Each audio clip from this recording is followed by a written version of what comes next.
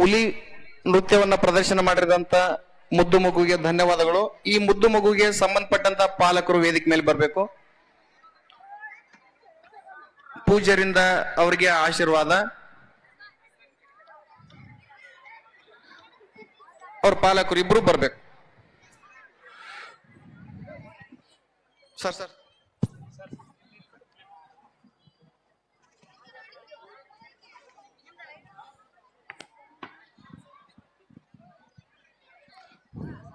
ನಂತರದಲ್ಲಿ ಯಕ್ಷಗಾನ ಮುರಾರ್ಜಿ ದೇಸಾಯಿ ವಸತಿ ಶಾಲೆ ಉಮ್ಲೂಟಿ ಶಾಲೆ ಮಕ್ಕಳು ವೇದಿಕೆ ಮೇಲೆ ಬರಬೇಕು.